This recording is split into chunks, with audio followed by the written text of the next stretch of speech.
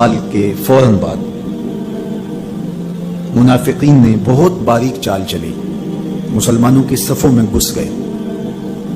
बज़ाहिर लिबादे उनके मुसलमानों वाले थे, तो उन्होंने मुसलमानों से कहना शुरू कर दिया, लो जी कहानी ख़त्म हो गई। सारी रौनकें हुजूर के दम से थी, नमाजें थी, रोज़े थे, लोग अपने अमवाल की ज़कात दिया करते थे, हज का इज्तिमा था।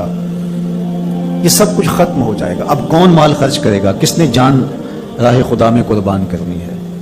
कोई सहर के वक्त उठ के क्यों मस्जिद में आएगा? बज़ाहिर लगता था कि हाल को बयान कर रहे हैं, लेकिन उसके अंदर छुपा हुआ ज़ाहिर था। जो नए कबाइल इस्लाम लाए थे, ये खबर जब उधर पहुंची तो उन्होंने इर्तदाद का रास्ता इख्तियार कर लिया। बहुत सारे कबीले, आप पढ़ें तारीख, मुर्तद हो गए। किसी ने ज़कात देने से इनकार कर दिया। मुसलमा कज़्ज़ाब ने अपनी झूठी नबूवत का दावा खड़ा कर दिया। हज़रत सिद्दीक़ अकबर का दिल जख्मी है, कलेजा जख्मी है।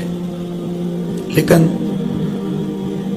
अब इस सूरत हाल का जब आपने मुशाहदा किया तो आप आगे बढ़े और एक ऊंचे टीले पे खड़े हुए लोगों को इशारा किया। लोगों ने जनाब अबू बकर रज़ी अल्लाह तआला अन्हु को देखा तो उधर लपक के आ गए।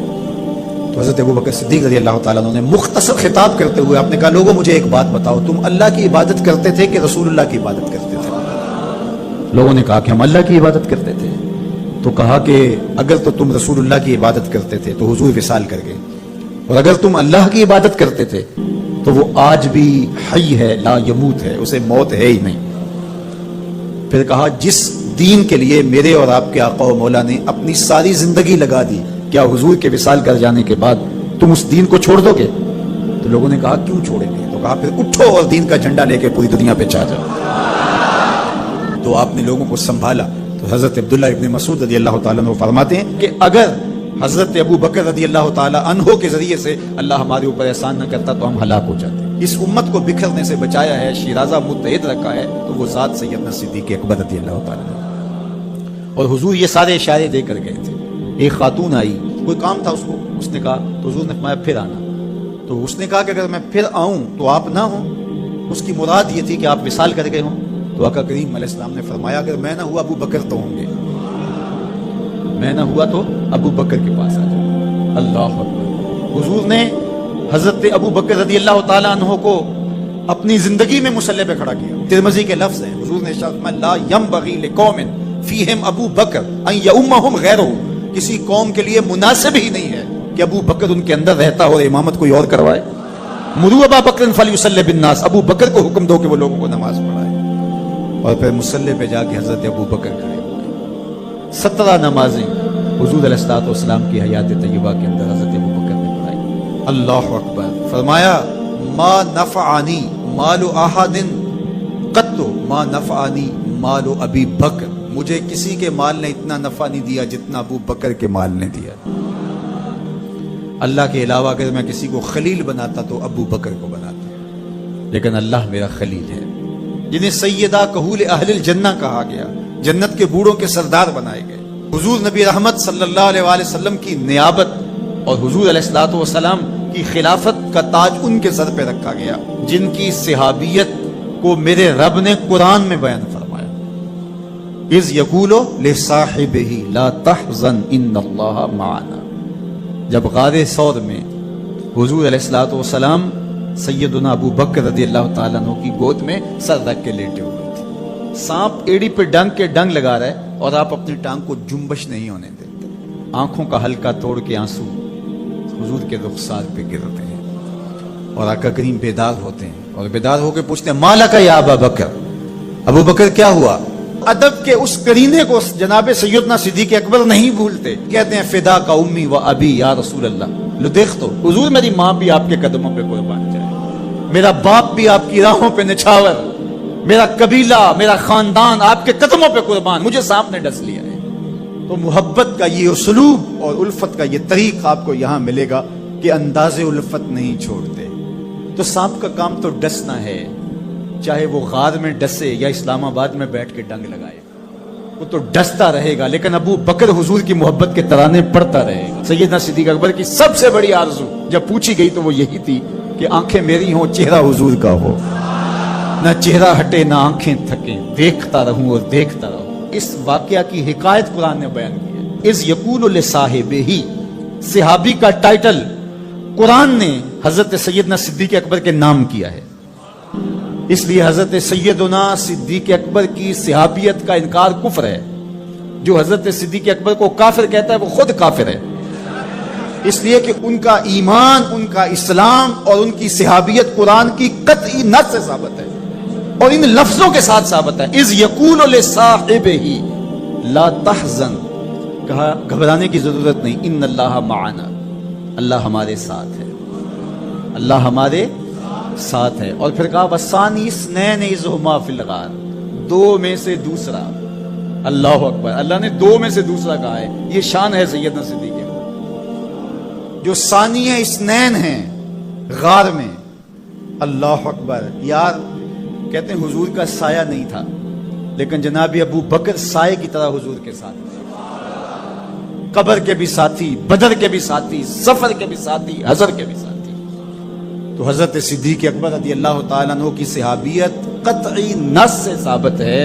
اور سیدنا صدیق اکبر رضی اللہ تعالیٰ عنہ حضور علیہ الصلوۃ والسلام کے خسر ہیں. حضرت سیدنا صدیق اکبر رضی اللہ تعالیٰ عنہ کا دایاں ہاتھ حضور نے اپنے ہاتھ میں پکڑا ہے اور بایاں حضرت عمر کا ہاتھ پکڑا ہے. اور حضور ایسے مسجد نبی سے باہر نکل رہے ہیں اور کوئی شخص داخل ہوا، فرمایا قیامت کے دن ہم ایسے ہی اٹھائے جائیں گے. دائیں ہاتھ میں ابو بکر کا ہاتھ ہوگا، بائیں ہاتھ میں عمر کا ہاتھ. اللہ اکبر. یہ ہیں حضرت ابو بکر رضی اللہ عنہ. جو بدبخت سیدنا صدیق اکبر رضی اللہ تعالی عنہ کے ایمان پہ شک بھی کرے وہ مومن نہیں رہتا. یہ وقت بھی آنا تھا ہمارے اوپر کہ پاکستان کے دارالحکومت میں کھڑے ہو کر کے سیدنا صدیق اکبر رضی اللہ تعالی عنہ کے بارے میں ایسے نازیبہ کلمات کہے جاتے ہیں. استغفر اللہ، العیاذ باللہ. حضور علیہ الصلوۃ والسلام نے ارشاد فرمایا اذا رأیتم الذین یسبون اصحابی فقولوا لعنۃ اللہ علی شرکم. عبداللہ ابن عمر سے روایت ہے. حضور نے فرمایا اگر تم کچھ لوگوں کو دیکھو کہ میرے اصحاب کو گالی دیتے ہیں اور تم کہو تمہاری شر پہ اللہ کی لعنت ہو. یہ حضور نے حکم دیا کہ یہ اس کے جواب میں ہو. اور ایک حدیث کے لفظ ہیں حضور علیہ السلام نے ارشاد فرمایا من سب اصحابی فعلیہ لعنت اللہ والملائکۃ والناس اجمعین. جو میرے اصحاب کو گالی دے اس پر اللہ کی بھی لعنت، فرشتوں کی بھی لعنت اور تمام مخلوقات کی بھی لعنت. تو یہ ملعون جو حضرت سیدنا صدیق اکبر اور دیگر اصحاب کو بھونکتے ہیں اور ان کے بارے میں نازیبہ کلمات کہتے ہیں، ان کی شر سے اس ملک کو پاک کرنا چاہیے. چنگاری جب بھڑکائی جاتی ہے تو پھر پورے شہر جل جاتے ہیں. 7-8 سال قبل کی کہانی ہمیں یاد ہے کہ کیا دردناک لمحات ہوتے تھے. روزانہ لاشیں اٹھانی پڑتی تھی. وہ ایسے ہی ناعاقبت اندیش لوگوں کی وجہ سے. اگر اداروں نے اس میں تساہل برتا، سستی سے کام لیا، یا کسی شخص کی خوشنودی کے لیے انہوں نے پسو پیش کیا تو یا معاملے کو گول مول کرنا چاہا تو حالات کنٹرول میں نہیں رہیں گے. یہ بھڑکائی ہوئی آگ ملک کو خاکستر بنا سکتی ہے. اللہ میرے وطن کی حفاظت فرمائے. یہ ملک قربانیوں سے حاصل کیا گیا ہے اور اس کے امن کو بحال کرنے کے لیے ہمارے اداروں نے بہت محنت کی، بہت لوگوں نے قربانیاں دی. تو ایسے ناہنجار لوگوں، ایسے بدبخت لوگوں کو فوراً قانون اپنی گرفت میں لے اور ایسے بد زبانوں کو لگام دینی چاہیے کہ جو اصحاب رسول کو بھونکتے ہیں اور اتنے سخت جملے کہتے ہیں. معاذ اللہ سیدنا صدیق اکبر کو کافر کہا جائے گا. جو صدیق میرے نبی کے دل کا چین ہے، جو اسلام کی بہار ہے. عبداللہ ابن مسعود فرماتے ہیں بچے ہی ابو بکر کی وجہ سے تھے ورنہ ہلاک ہو جاتے. جس ابو بکر رضی اللہ تعالیٰ عنہ کو حضور نے مصلی پہ کھڑا کیا، جس ابو بکر رضی اللہ تعالیٰ عنہ پہ اتنا اعتماد تھا کہ ہجرت والی رات ان کا انتخاب کیا. حضرت سیدنا عمر رضی اللہ تعالیٰ عنہ نے حضرت ابو بکر رضی اللہ تعالیٰ عنہ کا ذکر کیا اور رو پڑے اور کہا کہ ابو بکر میری زندگی کی ساری نیکیاں لے لے اور غار والی ایک نیکی مجھے دے دے.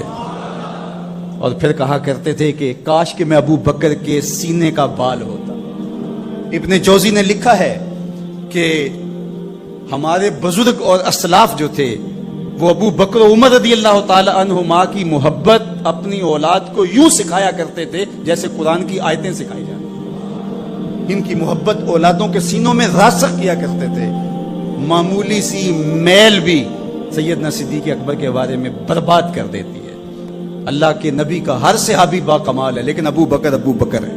جے شک ہووی تے چل مدینے، جے شک ہووی تے چل مدینے، آ ویخ لے جوڑ مزاراں دا، بن یار نبی دیاں یاراں دا. تو ان سے ہماری محبت کا رشتہ استوار ہے. تو جس شخص نے بھی یہ جملہ کہا ہم اس کی مذمت کرتے ہیں. مذمت تو لفظ بہت چھوٹا ہے، اس کو قرار واقع سزا دیجئے. وہ بدترین انسان ہے روئے زمین پہ، اور اس سے کوئی رو رعایت نہ رکھی جائے تاکہ آئندہ ایسے راستے بند ہو. اداروں کو اس پر فی الفور نوٹس لینا چاہیے قبل اس سے کہ حالات ہاتھ سے باہر نکل جائیں اور بے قابو ہو جائیں. اللہ ہم سب کو